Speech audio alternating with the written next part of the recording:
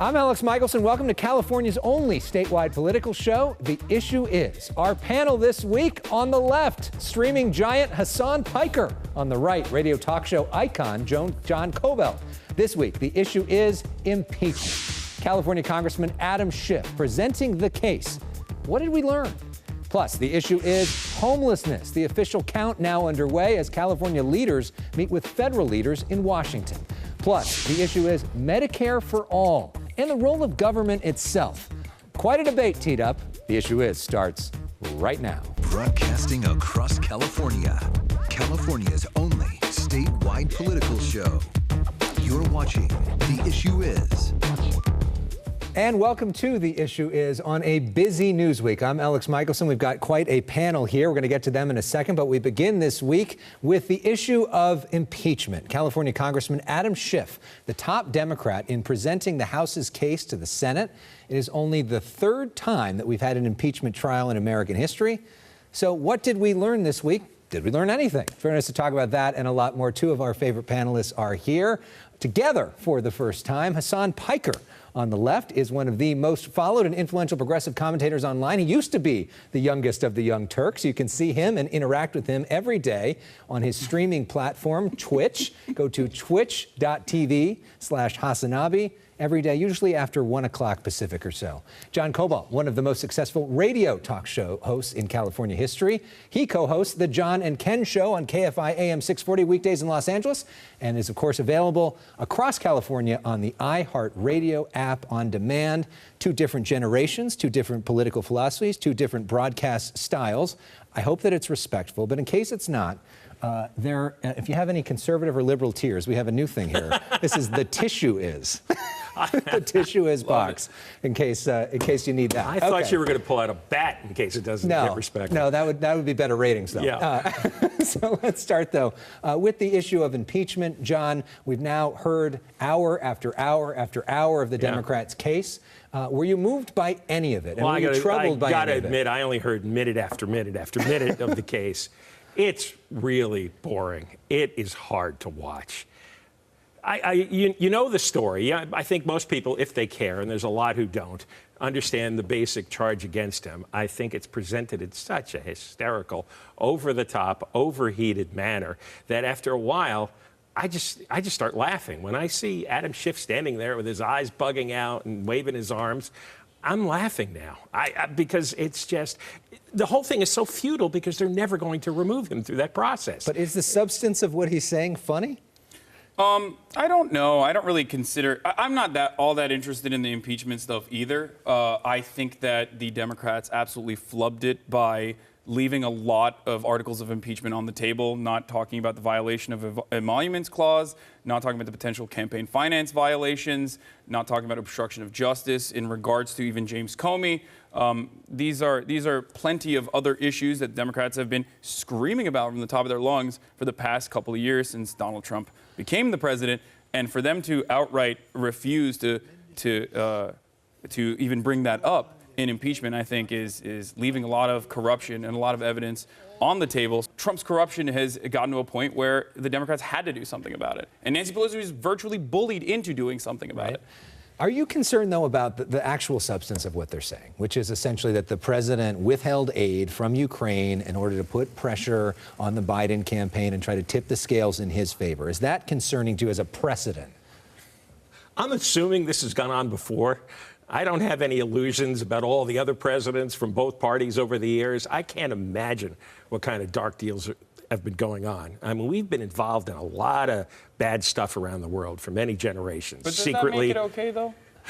It doesn't make it okay, but this doesn't seem the one to plant the flag on to me. What the impeachment is going to be over this? This is what you pull out the big weapon for? That too, though. Yeah, let's talk, as this trial is underway, the senators are there, including Bernie Sanders, who's running for president and spending much of his time now in the Senate instead of on the campaign trail.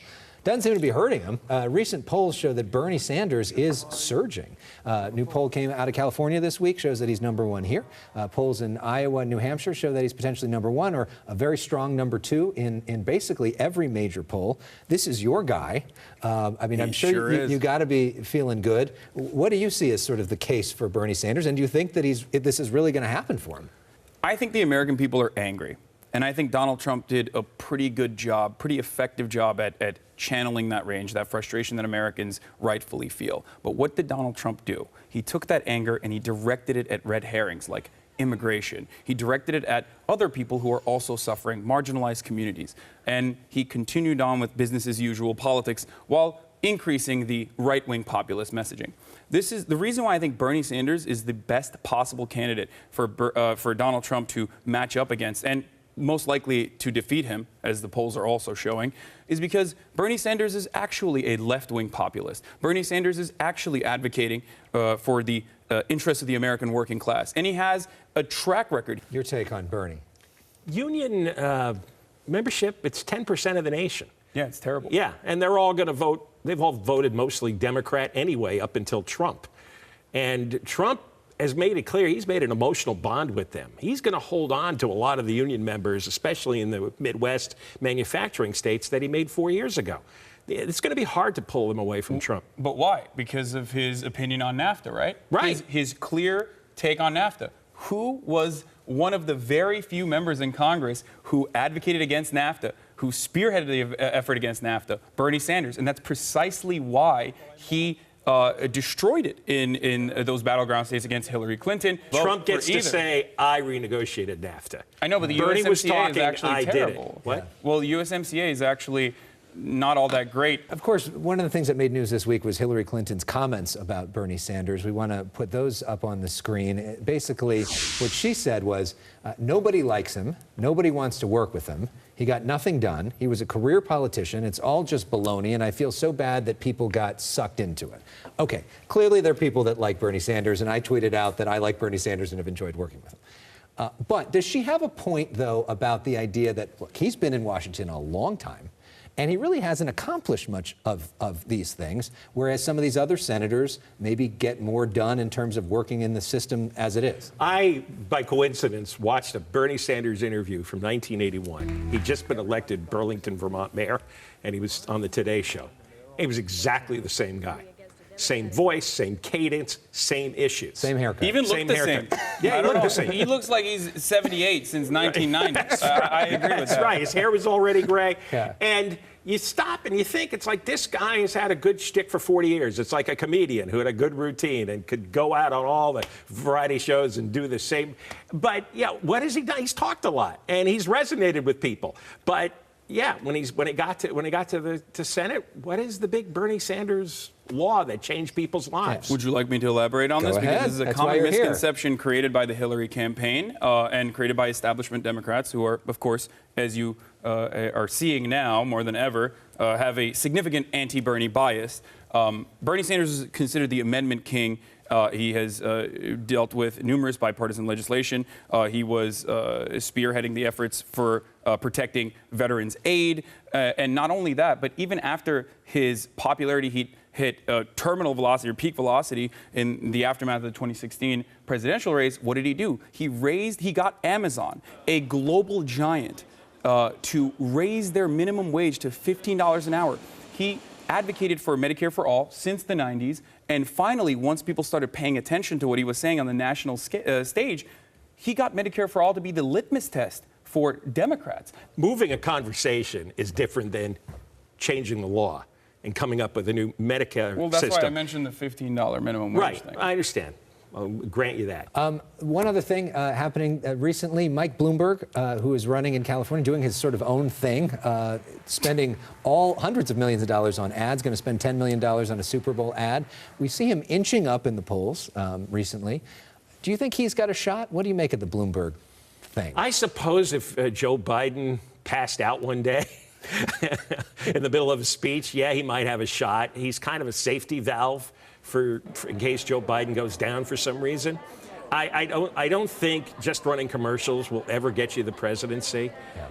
People really want a lot more than that. And he has to get into the competition. He has to get involved in the debates. He has to get interviewed by some contentious reporters. Yeah, something tells me he's not your favorite. No, I think that the guy most known for banning fountain drinks and sodas is somehow not going to do great in Heartland America. But beyond that, I think that there is something deeply broken in American politics if a billionaire can just decide to become president one day and very openly buy ads to the tune of $90 million in ad spend commitments in the Super Tuesday primaries. More than that already. Yeah, and even more than that already, and actually get somewhere with that. Yeah. I mean, that is deeply frustrating to someone like myself who thinks that politicians should be advocating for the best interests of the working class. Right. And here we are very effectively being duped by a billionaire who decided, I'm going to be president now. Well, we've got a lot more to talk about. Up next here on The Issue is the big issue of homelessness, once again front and center. Could the federal government be offering some relief? Should they? Stay with us. More right after this. This week, the annual homeless count was underway throughout many California communities, trying to figure out how many people are actually living on the streets. Last year, we saw an increase in most places. Meanwhile, this week, LA Mayor Eric Garcetti, Oakland Mayor Libby Schaaf, and others meeting with federal leaders in Washington, hoping to get the Trump administration more involved in helping California on this issue. Back with our panel, Hasan Piker on the left, John Kobylt on the right. John, this is the big animating issue for many of your listeners on KFI. Virtually every single listener. Okay. Homelessness. Should the federal government get more involved? And if so, what do you want to see them do? Yes, only because Garcetti and Newsom and the rest of them are disasters. Total failures on this. There's nothing good to be said about all the methods they've used the last few years. So it's emergency time. It's pretend this is a hurricane, a tornado, an earthquake. You send in the federal government, FEMA, every possible agency that has jurisdiction and money, and you set up instant camps to take the homeless to and start giving them treatment immediately. I mean, get them off the street because they're dying, 1,000 a year are dying. Yeah. They're also injuring and killing people. Right. There's a lot of insanity going on, and nobody should live like this, not them and not us. Yeah. Hasan? I agree with everything you just said. It is a humanitarian crisis. And that's not just me saying that. That's the UN reporters that specialize in going into conflict areas and looking at the conditions of refugee camps saying that. As a matter of fact, the latest UN reports suggest that Skid Row conditions are so dire that they don't have access to working sewage facilities. They don't have even porta potties. And it's so bad that it's worse than Syrian refugee camps that the United Nations currently has. So that's what we're dealing with in our own backyard in the wealthiest country on earth and one of the wealthiest states. And it's absolutely disgusting. And yeah, the federal government should do something about it. And you are not incorrect when you stated that Gavin Newsom and California Democrats haven't done enough to deal with this issue, haven't done enough to tackle it head on. One of the biggest problems here is the misinformation going around as far as our lack of understanding of the crisis and the way we deal with it. We think that this is an issue where the police should be dealing with it when it's in fact just another structural problem that requires solutions from the federal government or requires solutions from the government, i.e., most importantly, offering people shelter immediately as quickly as possible and also mental health treatment. So what you're as well. talking about, though, John, has not happened yet. I mean, Garcetti No. is meeting with Ben And Carson and other people don't they to know make by that. now what they need to do So why? after but all why? these So years? why isn't it happening? Why isn't Why the isn't it president sending happening? out these tweets? Oh, why isn't the president sending anything out? Why isn't the federal government doing what you're suggesting? Trump wants them to twist in the wind and embarrass them and use California as a talking point in his campaign. Wants to make them beg. Doesn't that bother you, though, as a Californian and as a Trump supporter? Doesn't that bother you? Yeah, I wish he would just get it on. I don't want to get this issue get caught up in the presidential campaign. I would rather he declare a state of emergency now, this minute, and send in as many people as necessary to help these people and relieve all the just terrible conditions that everyone has to put up with. You know, I mean, there's people. There's a guy who defecated in front of my wife the other day on San Vicente Boulevard in Brentwood. So meanwhile, Gavin Newsom announced his plan last week, $1 billion of California taxpayer money to potentially and put out trailers for 50 people. He also, in his speech, said that basically anybody who comes to California, we have a moral obligation to take care of, whether they came years ago or last week, and if they continue to come, no matter from where, we're here to help. That was the gist of what he said. And my head almost popped off. It's like you're sitting at a beacon. Come here, we'll take care of you. Well, I didn't sign up for this to finance everybody's problem in all 50 states. Yeah. All right, we're going to have to take a pause. You guys have agreed on a lot so far, but one area I know you disagree on is the issue of Medicare for all. So we're going to get into that debate coming up next. But before we do that, we want to ask you, what do you think about the homeless issue? What do you want to see be done on that issue? Send us an email. Go to our website. Our website, by the way, is theissueisshow.com. You can send your comments to theissueis@foxtv.com. Also, we've got a podcast. All of our shows are in podcast form, digital extras, including an in-depth conversation with Hasan Piker. Search for The Issue Is wherever you stream. We'll be right back.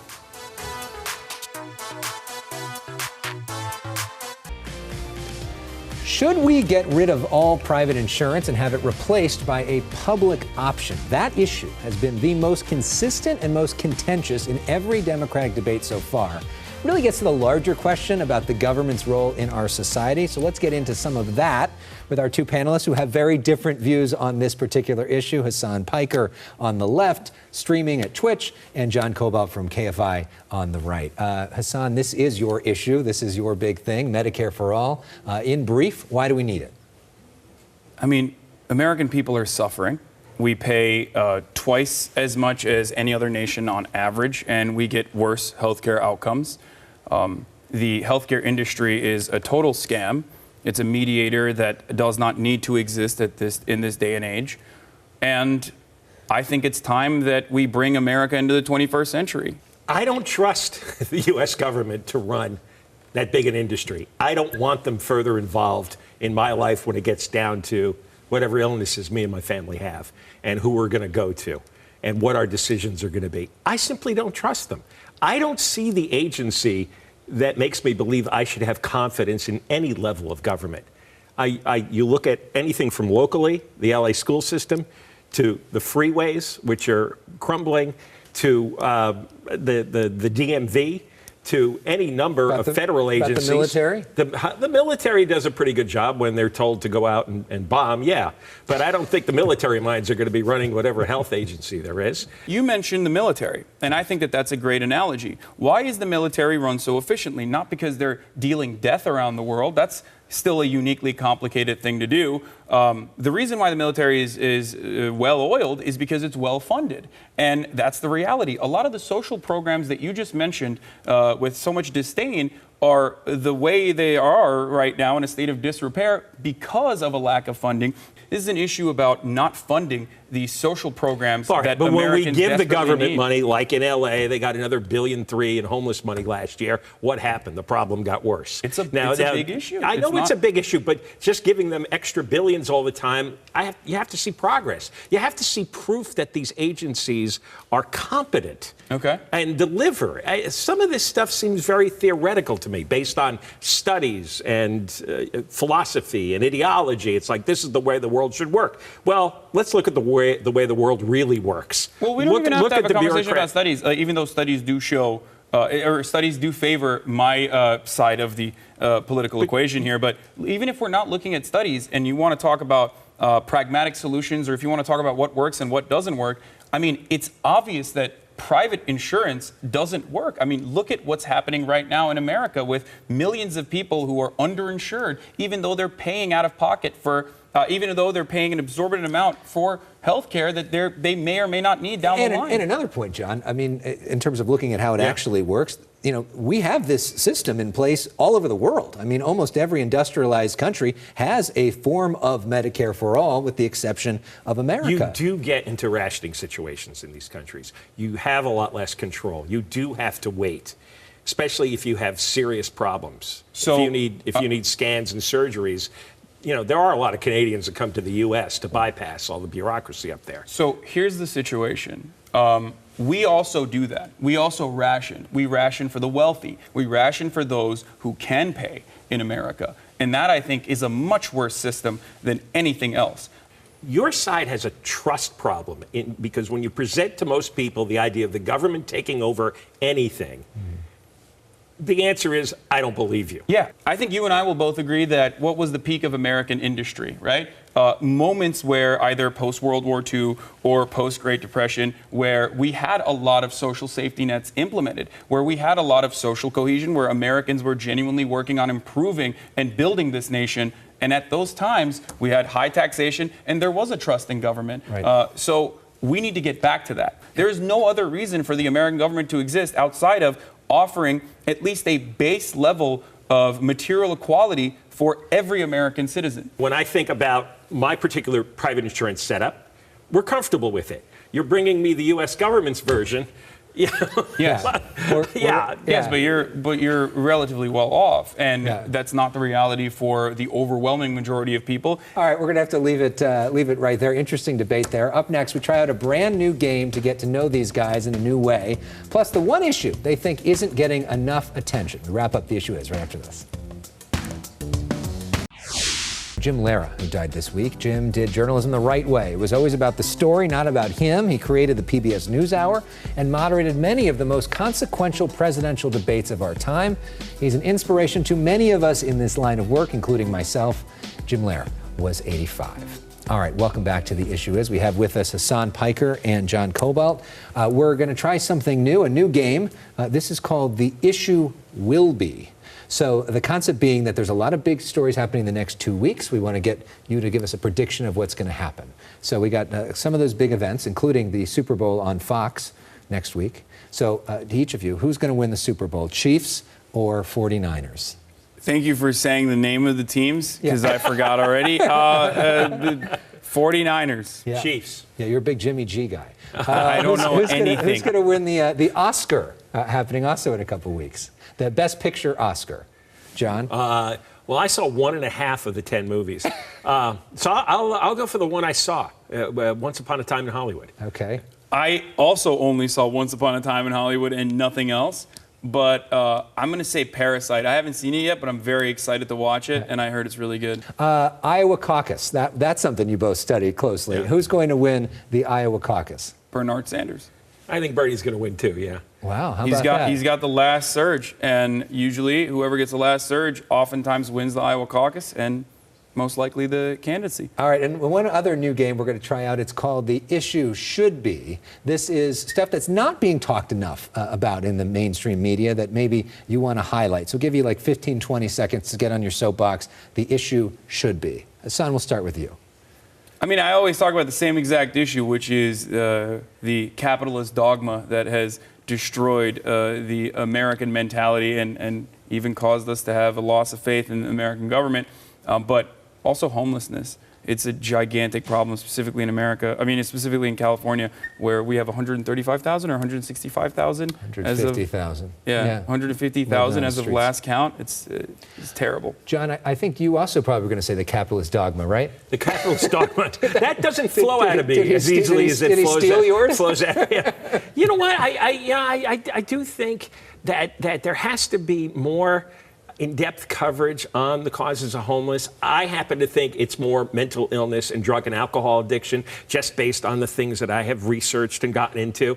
And it doesn't seem that there is like a critical outrage of in the media for all the weird things they get obsessed about. Here you have people dying in the streets, and we can see them dying, and we know why they're dying, and it gets passing coverage, with the exception of your newscast and one other in town. But I'd say most of the media glides by it. Yeah, and we have brought it up every single week here on The Issue Is, because we think it is the most pressing issue in California right now. Gentlemen, thank you very much. That was interesting and fun to watch. A pretty smart and respectful discussion. Next week, a special edition of The Issue Is from the Rancho Mirage Writers Festival. Among our guests, listen to this: James Carville, Karl Rove, Doris Kearns Goodwin, John Meacham, Tim McGraw, and Lynn Cheney. Yeah, that's going to be quite the episode. Can't compete with these two, though. That's it for this week. Thanks for watching. We'll see you next time. Karl Rove. Lynn Cheney. Yeah, that's going to be. Thank you. That's going to be. Nice to meet you. something. Nice to meet you. I am going to really speak. Yeah, I know, because you were way over time. Thank you for bearing thanks for with having us. with everything. But take some.